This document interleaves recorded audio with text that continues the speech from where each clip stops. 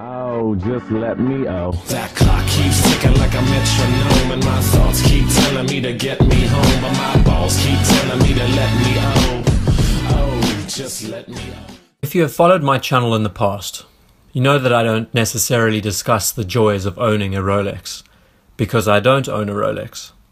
But in this video, I'll be talking about Rolex, and what makes you a valuable client to a dealer or a boutique. Long story short, I am an industrial designer. I know how products are made, marketed, advertised, and produced because I am involved in that industry. My interests lie in the aesthetics of a watch, but at this point in my life, I cannot justify spending the amounts of money that are asked on a steel watch that probably costs collectively less than $500 to manufacture. So I buy homages that I can modify in my own time, use, wear, tear, without a care in the world. But that's just me. Your experience may vary. And some may say that this affects my credibility when it comes to discussing these topics, but hear me out. On to the topic.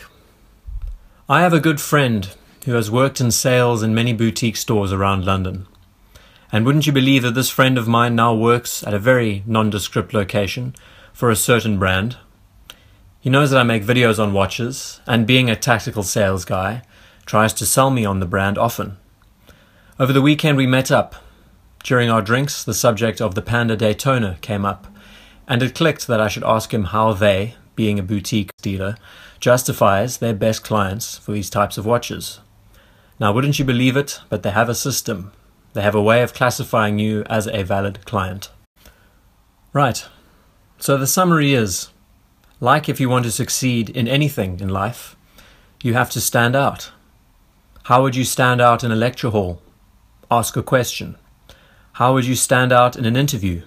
Be different. How would you stand out at a retail store? Be somebody that everybody wants for their business. It's that simple. The first thing is that it's all about forming a relationship with the authorized dealer, of course. It seems like this is the primary aspect. But that is the same with most boutiques and businesses that are built around sales.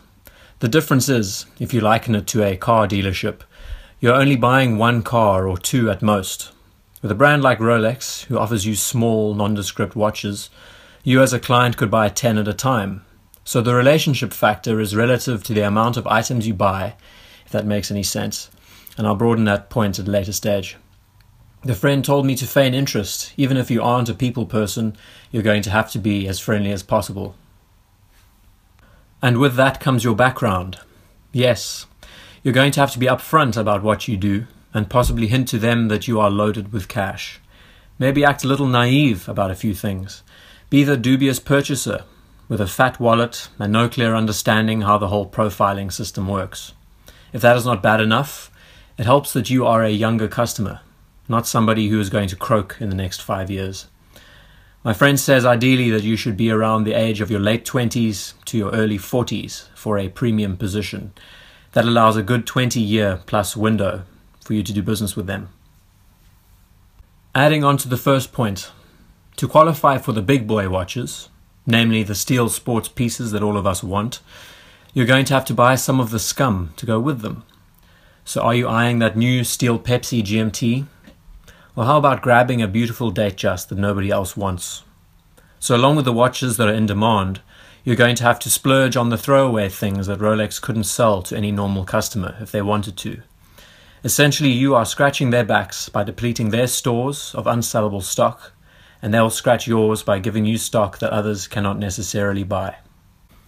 That, in a nutshell, is how you become a top Rolex client. In summary, it's pretty self-explanatory, and in any regular sense, it's easy to do all of those things. The hard part comes when you have to swipe that credit card at the end of the day and feel the wrath that ensues. Happy hunting.